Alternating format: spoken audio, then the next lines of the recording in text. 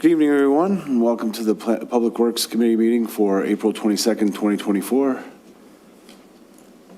call the meeting to order. The land acknowledgement. Grimsby is situated on treaty land.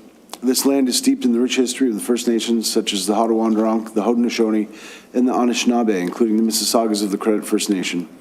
There are many First Nations, Métis, and Inuit people from across Turtle Island that live and work in Niagara today. Grimsby stands with all Indigenous people, past and present, in promoting the wise stewardship of the lands on which we live.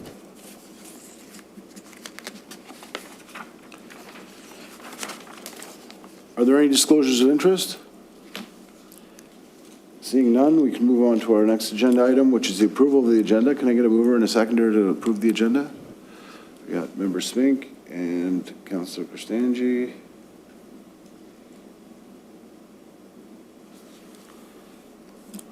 Resolved that the agenda for April 22nd, 2024 Public Works Committee meeting be approved. Any questions or comments on that agenda? All in favor? It's carried. Next, we have receipt of previous minutes from the Public Works Committee, March 25th, 2024. Can I get a mover and seconder to receive the minutes? Councillor Devoli, Councillor Howe.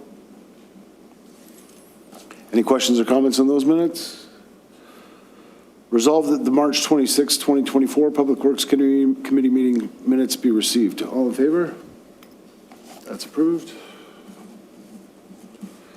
We have no delegations and no consent reports. So our first discussion report is DPW 2408. The encroachment agreement for 25 Victoria Terrace in Grimsby Beach. Can I get a mover and seconder to get the item on the floor, please? Member Spink, Councillor Devoli. Moved by Member Spink and seconded by Councillor Devoli. Would a staff member like to give us an overview on that one, please? Yes, through you, Mr. Chair. Just a quick overview of the report. So the purpose of this report is to seek council authorization to establish an encroachment agreement with 35 Victoria Terrace. So part of the existing house is actually on town property right now, or on the town right-of-way.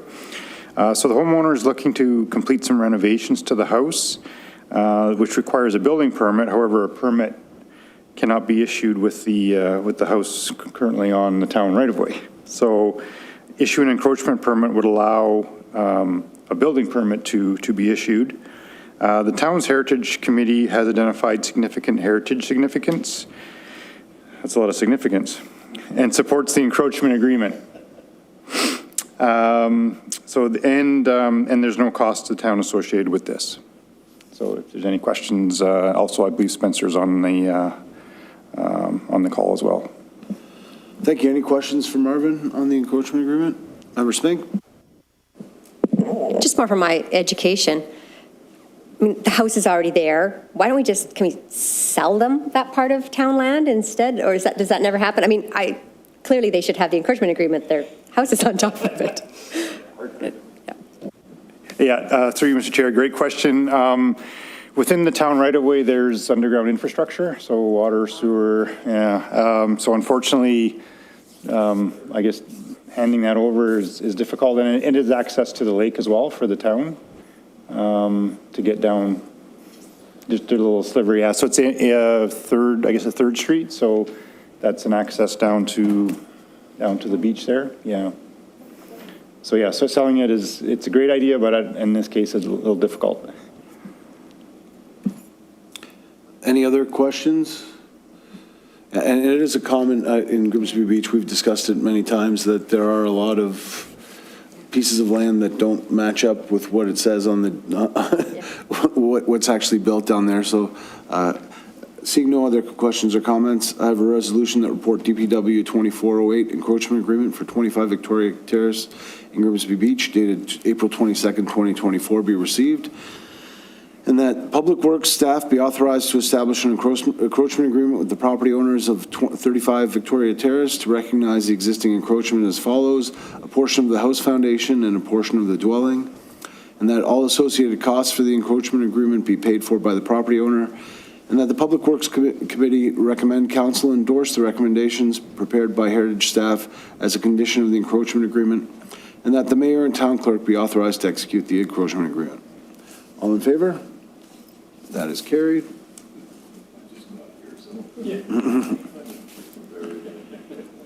All right, next we have DPW 2409, the Public Works Department update for spring of 2024. Can I get a mover and seconder to get the item on the floor, please? Councillor Howe, Councillor Korstanji.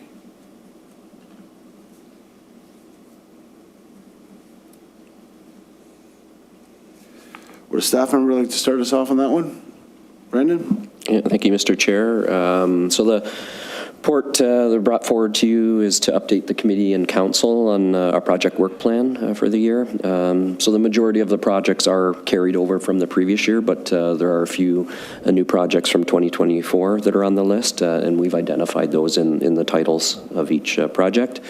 I'll maybe just go over some of the milestones, and then I can open it up for questions. Some of the bigger projects maybe I'm just going to focus on. So in terms of the downtown reconstruction, we've now completed the phase 1, or the conceptual design phase, and staff are finalizing their request for the proposal for the phase 2, the detailed design component, and expect to have this out to market in the next week or so. So very close to having that out on the market. As far as the transportation master plan, we have now completed the procurement for an engineering consultant to assist us with that process, that study.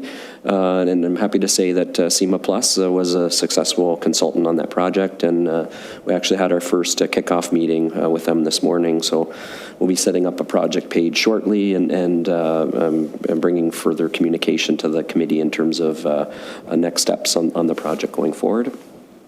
Our strategic parking study. So the phase 2 report has basically been finalized and has been posted on our Let's Talk Grimsby page. So basically the study, or that part of the study, has been concluded. We have been recommended to council, who approved an additional stage of or phase of the work, which was included as part of our 2024 budget asks. And this was mainly to build on the outcomes of the previous study, or the phase 1 and 2, and to focus on making improvements to our parking infrastructure in both downtown and the Grimsby on the Lake areas, essentially to add capacity to our parking lots. So those are just a few of the highlights, but I'd be happy to speak to any of the projects or answer any questions from the committee. Councillor Davoli? Thank you, Chair. I guess my question is for Mr. Wortman, and it has to do with the renovations of Town Hall happening in 2024, which is also when our Parks and Rec staff are going to be joining us. So I feel like we're going to be under construction everywhere, but talk to us about how you're going to do this and phase it in. Thank you, through you, Mr. Chair. So we actually had our community services team. Some of them have moved in locally, so we have some in the basement and some on the first floor here, but we're accommodating them, happy to have them on board for the next many months. So right now they're in temporary workstations, but the idea is once the new furniture comes in, we'll have some additional capacity or space to give them their own spots right now, or in the future. So again, we're very close with having that one out to tender, so we anticipate in the next couple weeks that we'll have that out to the market as well. So we're anticipating a couple months in terms of the actual procurement process, evaluating vendors. So likely we're expecting, kind of late summer, early fall for the furniture to be in place. So in terms of the actual work, we're currently planning for about a 4-week turnaround, with maybe half the office being disassembled and the new furniture coming in, and then basically flipping to the other side of the office. So that's the current plan. Obviously, we have to put that out to market and see what the vendors think about that, and they're the experts, and they'll probably help us make sure that our planning is appropriate. May I follow up? Are we expecting to take some walls down or do like really hard construction like that? Through you, Mr. Chair. No, all of it's basically just working with the interior office, the interior workstations. We're not actually removing any walls, so no hard construction, drywall, anything like that. We are putting in some architectural walls in terms of a, what do you call it? Architectural wall, so it's not structural, but it'll help identify or cordon off a certain area for a collaborative space. So, no hard construction, but hard enough construction. Any further questions for Mr. Wortman? Councillor Howe? Through you, Chair. The Casablanca Road construction, and one of the parts of that is stormwater movement. Are we going to, do we see ourselves expanding the scope instead of the very narrow spot where we look at that? Because the Anatole development, that was one of the holdups, wasn't it? The concern about the stormwater management and the culvert underneath the highway. And are we going to be clear though as we move up here? Because if we have some other developments along in here, are we going to be able to move them out? Are we going to combine that study or that survey? So through you, Mr. Chair, so the work is going to be done in 3 phases, I think. Phase 2 and 3 will be probably lumped together, but the first phase is to tackle everything north of the CN tracks, pretty much, or from the South Service Road to the North Service Road, as well as the works on the South Service Road. Phase 2 and 3 are from the South Service Road to Main Street, basically. Similar to Anatole or other developments, what we've identified through the environmental assessment and further detailed design is stormwater constraints, namely how do we get stormwater across the CN tracks. There is an existing outlet there now that goes through some rear yards on Gage Street, and it's been problematic in the past with some flooding there. So one of the intent there is to ensure that we're looking at that properly and ensuring that we're providing an appropriate stormwater outlet for that water. And we're looking at alternatives, whether that's putting in a new stormwater crossing or new outlet across the CN tracks, or utilizing the existing one, but doing some stormwater management upstream to help reduce those peak flows and flooding. So in terms of the actual QEW crossing, the intent there is downstream. It should be okay. It's our constraint point right now is the CN rail line there, and how do we get the stormwater across there. So we've retained the help from our stormwater consultant, who is helping us look at a few alternatives to come up with a plan for how best to deal with that.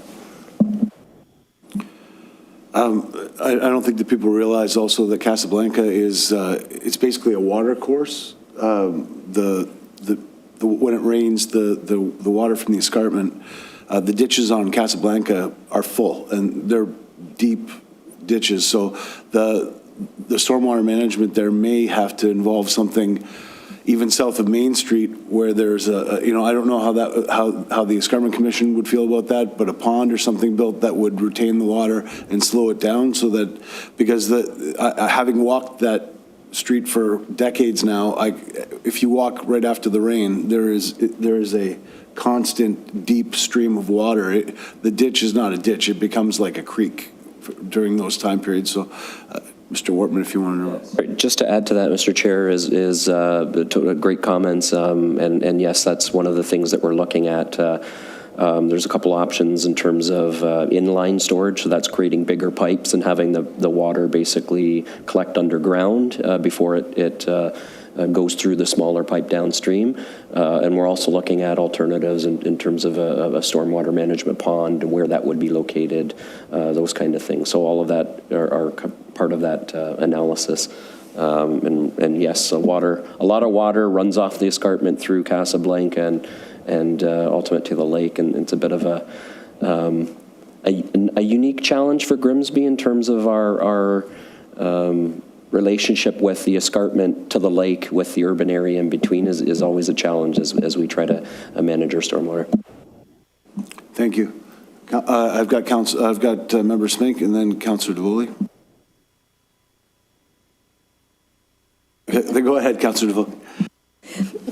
My question to Mr. Wortman is, because we are crossing CN lands and rail, what is the extent of their involvement with us, including cost sharing or things like that?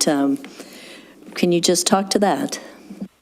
Sure, thank you, through you, Mr. Chair. For the most part, it would be a town responsibility for providing that outlet, but we'd certainly have to work as we're crossing under the CN. We'd certainly have to work with them and get their approval. They have a very detailed process in terms of what they allow and don't allow through their crossing, and I'll be honest, that can be a challenge in terms of timing and the actual efforts that are needed to get those approvals in place. So that's one of the things that, again, we've brought up with the region and trying to carry that forward as we move through that, looking at the different options. Thank you. Yeah, having had experience with having to cross the CN before and the micro boring and all of the detailed, the expense and time. And I think there were only 2 companies that in Ontario back then, it might be more now, that were allowed to actually do it, that were certified by CN to do it, because it's such a precise process, because millimeters on a train track can make a huge difference. So we're better off dealing with that, I think, from a cost perspective, probably dealing with it upstream and trying to slow down that water than trying to cross the CN. But the engineers will deal with that. The experts will deal with that. Member Smink. Through you, Mr. Chair. I have a few questions. Downtown, I know the RFP is just about to go out. I am concerned about 6 months not being enough for the design. I just would ask staff to be very careful about the overall schedule, even to the point, because if no construction takes place in 2025, I am concerned about the monies that we have that expire. But I know there can be some things that can be done in terms of scheduling that funded work first, and some of the additional works may occur later. But I do see that schedule starting to really squeeze. And being on the other side, I think that 6 months might not work. Comments? Yeah, through you, Mr. Chair. So obviously, we would like to have it out earlier. I was going to say, in terms of the actual, I want to say drop dead date is, in terms of the water main funding, is October of 2026. So we have built in some room in terms of, we have identified somewhere, and I think I've said this previously, somewhere between 2025 and 2026, we're going to be doing that work. Again, we don't know exactly when that's going to take place, but as it stands right now, we feel I have enough time, understanding that the design work is going to take time. We're not going to rush it. Again, we're targeting the end of 2024 to have it complete, but obviously we'll work our best to manage that accordingly. Yeah. Thank you again through you, Mr. Chair. Yeah, obviously, it's a huge priority for the town and the staff, and we can support you any way that we can. I did have a few questions about some of the other projects. Number E, I love the idea. It's a great idea to have a shelf-ready project. I did wonder if a one-side sidewalk could potentially be part of it. It's kind of ahead of the TMP. I don't know if that will be overall. It's the Central Marlow Park Road Urbanization Shelf Ready. Yeah, so through you, Mr. Chair, just on that project, we have it about 90% designed. Yeah, and we're again trying to get it shelf ready to determine funding. Some of it is funded through development charges, but obviously we have to fill benefit to existing component of it through other funding. So again, that construction is dependent upon what we're doing with the Main Street work as well. So we don't want to be doing Central, Marlow, and Park at the same time as we're doing the downtown. So we're trying to be cautious about when that work occurs in relation to the downtown work. So it's a bit up in the air in terms of when that's going to fit in, and we're evaluating probably on a weekly basis conversations about when we're going to do this. So yeah, thanks. Yeah, the question was more, do you expect a sidewalk to be included as part of the road urbanization? Yeah. Sorry, I apologize through you, Mr. Chair. Yes, so sidewalk is, we're planning, there is a sidewalk on the south side of the road, and we're planning on, or we've designed a sidewalk on the north side as well. So yeah, we're looking at sidewalks on both sides of the road there. We did look at on-street bike facilities, but the road cross section there is a little narrow, so we weren't able to accommodate the cycling facilities. But the sidewalks are on the plan. On that point, sort of almost a side thing, I did like the idea of the transportation operational study downtown, including active transportation facilities. I thought that was a great combination while all the construction is taking place to look at what the markings on the road should be and the layout overall. One of the new projects is number J, the Ridge Road Safety Audit. The one thing that I did hope that would be part of this scope would be doing a detailed analysis of those curves with ball bank and with a detailed device layout as part of your deliverables.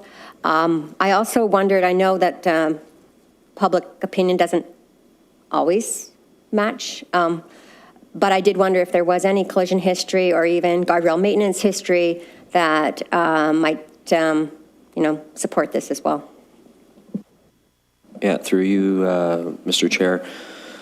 So in terms of the the Ridge Road Safety Audit, maybe there's road rage out there, I'm not sure. In terms of the Ridge Road Safety Audit, we will be looking at, obviously the curves are a big factor in terms of the road, and the consultant that we'll be hiring will be looking at everything from sight lines, travel speeds,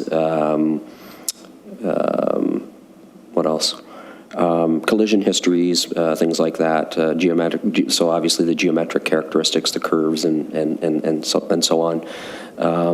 And on the report also before you this evening is that we're actually including the in-road pilot study again on Ridge Road, which we found was effective last year. So we're going to continue that program again into 2024.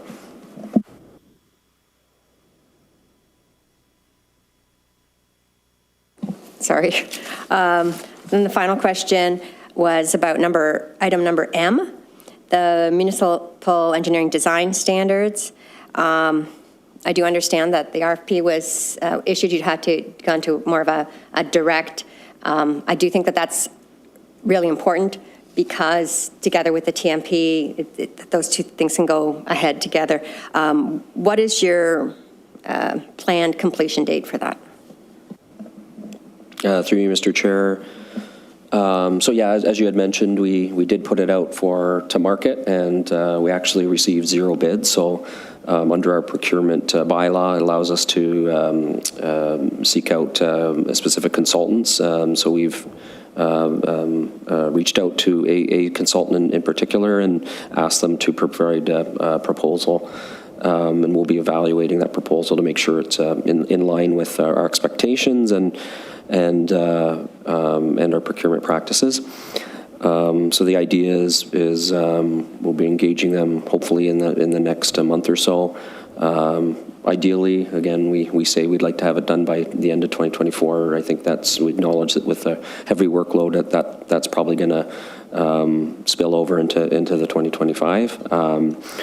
But I would agree that in terms of the importance, for us, even on the development engineering side of things, we do run into challenges with developers who, rightly so, are asking for, what is the town's expectations, and it's in lack of detailed engineering design standards, it can be challenging for them. So we understand that, again, that's a priority for us, not only the development side of things, but our capital works as well. So I'll quit rambling on, but I guess the short answer is it's going to spill over into 2025 likely, but we're trying to keep our foot on the gas.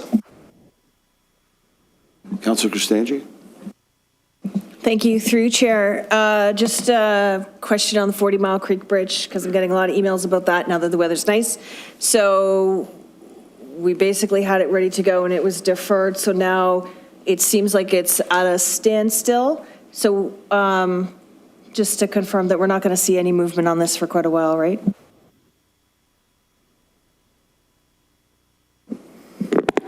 Through you, Mr. Chair, I'll try to answer that one. So that's a fair point. I think the intent moving forward is to regroup with Sarah Sweeney and her team and kind of come up with a plan of attack on how we can kind of move that project forward, whether it's removing some components to kind of fine tune that design and try to go out to market again. But the intent is to try to move that forward this year.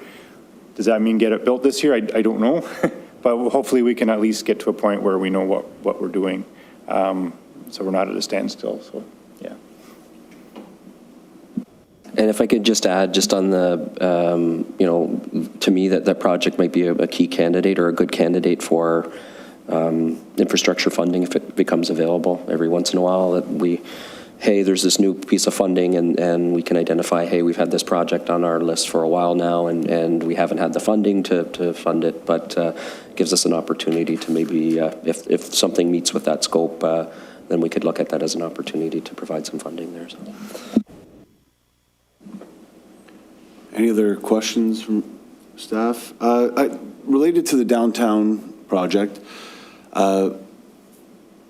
when we do the cast iron replacement and all the other underground work that we're doing there, downtown is an intensity area, like an area for where the goal is to go up instead of out. And do we look at capacity for sewers and obviously, it's just a short period, and it's the whole line that matters. But when we're doing those replacements, are we replacing that type of infrastructure as well, stormwater? Because we've talked about seeping into stormwater seeping into sewage, and the cost of that. Are all of those things considered and replaced as well in that project? Through you, Mr. Chair, maybe I'll start and then I'll maybe hand it off to Marvin as well. He's taken the lead on this as well.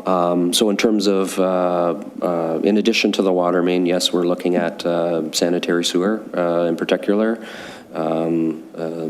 Sewer is clay there, I believe. So we're looking at potentially, as part of the review, is looking at what we can do to extend the life of that.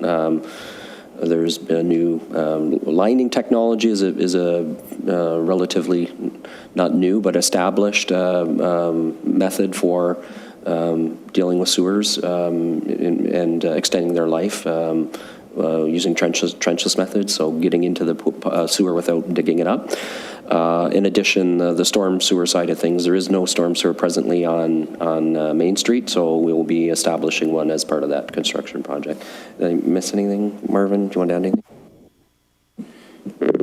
Yeah, through you, Mr. Chair, the only thing I'll add is just to let you know, we have a consultant that's has built both our, same consultant that's built our water model and our sewer model, so we've reached out to confirm both water capacity and sewer capacity. On the condition side, as Brandon mentioned, the water main will be replaced, so that's fine. The sewer will be looking at likely lining it. There's a section of 3-foot diameter pipe, so it's pretty big. But we'll also be looking at like replacing the laterals or connections to each of the building, just so that the underground is new or will last at least another 50-plus years.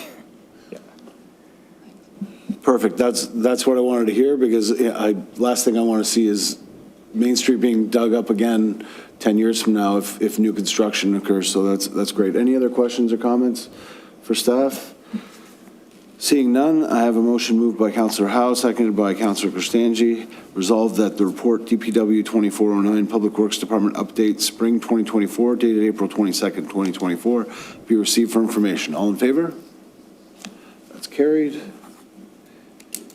Lastly, we have report DPW 2410 ON 2024 In-Road Flexible Signage Program Locations. Can I get a mover and seconder to get this item on the floor, please? Councillor Cristangi, Councillor Davoli.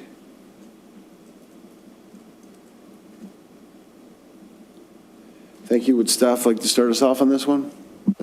Thank you, Mr. Chair. So this report outlines the locations that are being proposed for our in-road flexible traffic calming signage for 2024. We've identified 12 locations that we felt would be good candidates for the program. We've provided those locations summarized in the report in a table, but also included a map of the locations in the Appendix A. So staff are presently starting the pre-installation layouts and then are in the process of doing the baseline traffic count. So that's doing the analysis before we put the signage up that allows us to evaluate when we put the signs up and after we take the signs down to give us our good data analysis of pre, post, and pre, during, and post traffic monitoring to allow us to see how effective the signage was. So we're looking to have this signage in place in the next 3 to 4 weeks, so prior to June or mid-May, end of May kind of period. Happy to take any questions if there are any. Member Swink? Through you, Mr. Chair.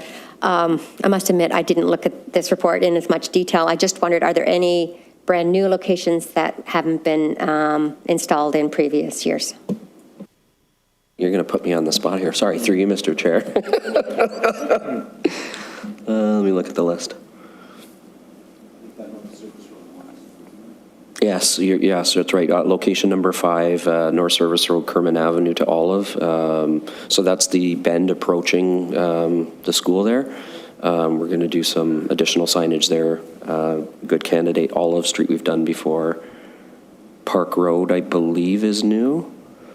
Ridge Road we did last year. Winston Road we did last year, but we're adding a third location as well, or an additional location. So yeah, hopefully that answers that. Go ahead, Member Murphy.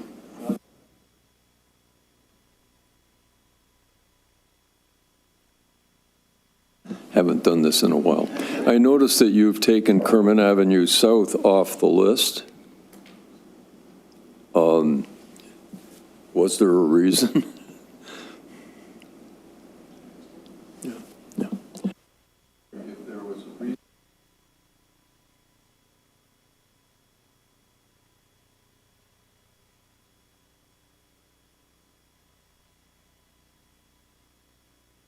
Livingston Avenue and Highway 8, but Kerman Avenue is pretty busy. And I thought they worked really well on Kerman Avenue, so I just wondered if there was a chance to look at that. Yeah, so through you, Mr. Chair, just the question was about Kerman Avenue. So there's a few areas that we didn't do again this year. I guess, yes, they were effective, and will we look at, in the future, extending that program beyond 12 locations? I think that's a possibility. But at this point in time, we've selected these locations we felt that would be the ideal locations to measure and to monitor it. But there are other candidates out there that we can certainly consider extending the program in the future. And I think Kerman Avenue would be one of them. And, Baker Road, I think, is another one that we had done in the past as well, which is effective. Use your mic, please. One other question. Has there been any vandalism or damage to the equipment that you've put on the streets? Through you, Mr. Chair. I would say when it first started, the first year we did it, we saw a lot of vandalism, but when we kept coming back and putting the devices back, I think the people got used to it and stopped vandalizing. So we were a bit worried when we first rolled it out of, we're placing a lot of these, but it seemed to stabilize. And so I'm glad to see that it's been received a little bit better over time once people got to see them and get used to what their purpose is. Just may I ask one more thing? Just out of curiosity, what does one setup cost? What are they worth? Through you, Mr. Chair, I think we had somewhere in the neighborhood of $1,500 per setup, per location, basically. So really cost-effective solution. Thank you, Member Murphy. The question's been asked before, and I'm going to ask it again. When does the pilot become a permanent? This is the third year. I think that Michael's data and your staff's data has proven the effectiveness of the program. Why not just say we have in-road flexible signage that we're going to install every April 15th or whatever our date wants to be, and we're going to take down November 15th or whatever that date is, and pick our locations. And the reason why I ask is because Roberts Road is not on the list this year. It's one where it's been a contentious one where the speed's been reduced from 50 to 40. I think this year, not putting the in-road flexible signage probably would be a good way to see if the 40 kilometers works. I'm guessing that's why staff chose not to put one on Roberts Road. But I'd like to see it permanent. And I think it works. I think that the data shows, especially at the beginning, but even long term, it shows that, at the beginning it works really well, and then it does taper off, but it still is effective in the long term. So when is this our last year of a pilot and we're going to decide on our locations, or are we going to, is it like a 5-year pilot? Is this pilot ever going to land this plane? Thank you, Mr. Chair. Good question, and I think we've talked about this previously. Is the transportation master plan? We've evaluated this as an effective tool. I think staff are feeling very confident that this will be a tool in our toolbox as we move forward. We wanted to have this included as part of our transportation master plan when we look at setting policies around traffic calming and using this tool in relation to other tools like speed bumps or speed reduction signage or other maybe more permanent traffic calming measures, road diets and things like that, or bump outs and things like that. So we wanted to look at everything together, and then obviously with the council's buy-in and the buy-in and input from the public, what are we establishing as our program going forward. So I think this is a good tool, and I think likely this is the last year we call it a pilot, and it'll be part of our toolbox as we go forward, and we'll have to figure out what that looks like. Is it 12 locations? Is it 24 locations? We'll have to see. Sorry, and just the last thing to add, I think we've expressed previously that they are a bit onerous to set up and to maintain and to uninstall. So there is an operational cost to it in terms of staff time. So I think we feel comfortable that we can achieve the current capacity of 12 units with our current complement. And that was part of the reasoning and waiting to the transportation master plan review happens, as well as, is there additional resources that will be needed through this process in establishing our action plan for the next 10, 15 years, and what will that look like, and how does this program kind of align with those resourcing needs. Thank you. Councillor Kristanji. Thank you, through Chair. I'm happy to see these back. Can I just ask that perhaps using our social media networks that we can put sort of a heads up to our cyclists and our drivers along Lake Street, just so that they're aware that they are going up, that they will be there, because I know there was some issues last year and some are caught off guard, and then you have a cyclist going into, so just to give them sort of a heads up, these are coming up, these are where they're going to be. So if you are cycling along Lake Street or driving along Lake Street, be aware that the lane will narrow, or you have to just be extra cautious. Thank you, through you, Mr. Chair. It's a very good point, and we'll make sure that we are effective in our communication with the public, and especially the cyclists as well. Terrific. Any other questions or comments for staff on that one?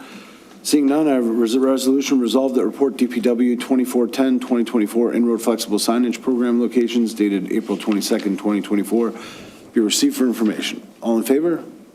That is carried.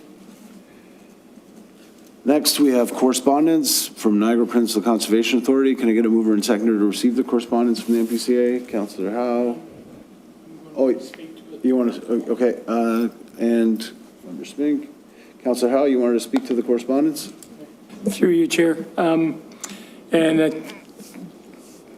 worry about this one when I say, because I think in a way it does impact us, or because we probably have some properties that that aren't on the water system, and therefore if they drop that, does that affect us? Is there any testing that is done for us through this system? So have we forgotten about Walkerton, or? Through you, Mr. Chair. So we do have 3 or 4 small drinking water systems that are on cistern, and they're covered by regulations which indicate or tell us how often we have to sample those.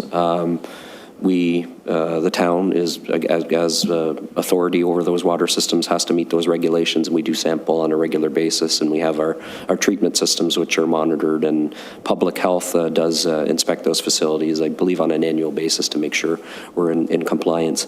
This program itself is, the correspondence with respect to the free drinking water or private drinking water testing is more applicable to, residents who have cisterns or residents who have wells on their property that are, they're using that system to help, to test their water to make sure it's clean.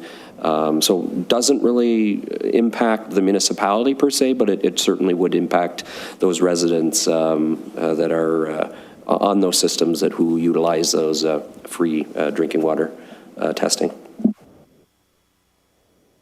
And that's what my thought was. It's, it's bailing out on something that is, cost 7 lives back a number of years ago. That for a couple of dollars, and I know everything costs money, but I don't think that this is one that just can be fluffed off and, let it run its course. I think each municipality probably needs to have a bit of a statement saying, hey, this is too close to home, guys. And I'll just say that one word again, Walkerton. So I would, if we could change that from receive to a support. So the seconder was Member Spink. Are you okay with changing it to support? Yes, I am. Any other questions or comments on that? I think your point is well taken, Councillor Howe. I think I'm surprised because the provincial government is so supported by rural communities, and this is a mostly rural issue where you find cisterns and these kinds of water storage tanks. So, yeah, I agree with you. Any other questions or comments on that one? So I've got a resolution. Resolved that the correspondence from Niagara Peninsula Conservation Authority be received and endorsed. Is that okay? Yeah. Mr. Chair, is there an opportunity, sorry, I shouldn't be directing this, but is the purpose of this to, I guess, provide council's endorsement of this, I guess, the motion or the letter that's going to be going to the province with respect to this program? I'm wondering, do we need to strengthen the resolution to indicate that staff be directed to, or council endorse this and communicate to the staff to also, and I don't know how to word that, Jessica, sorry. Yeah. Thank you. Do you want staff direction, or do you want council to endorse this? I think traditionally we would say that the Public Works Committee recommend that council endorse the letter from the Niagara Peninsula Conservation Authority. Does that make sense for everybody? Yeah. Mr. Chair, I don't know what I think we all don't know exactly what we're supposed to do. Is it that we're going to also write a letter, or is it that we're just going to endorse it and send our endorsement to Niagara Conservation? So when do you want to explain that, Jess? Through you, Chair. So what would happen is if this resolution goes through to council and council endorses it, what we would do in the clerk's department is we would take that endorsement, we would put it on the letterhead, and a letter would be sent to the clerk, to the appropriate body. So for this, it would be to the NPCA, explaining that the town of Grimsby has received and endorsed this letter. And then this normally helps organizations say they're writing something to have this support on record. But yes, through the clerk's department, we would send a letter of endorsement if it passes.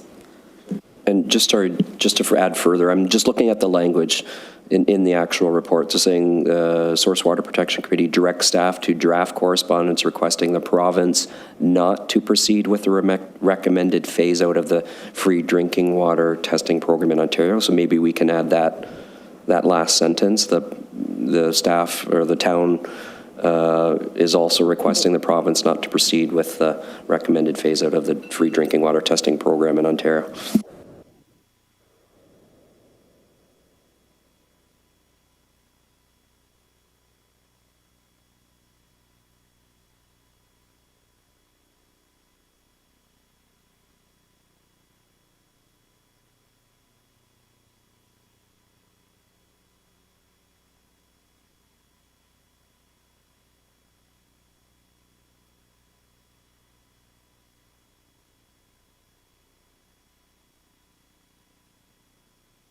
It's on the second, page 2 of 3 of the letter, the top, basically the top paragraph. And it says, direct staff to draft correspondence requesting the province not to proceed with the recommended phase out.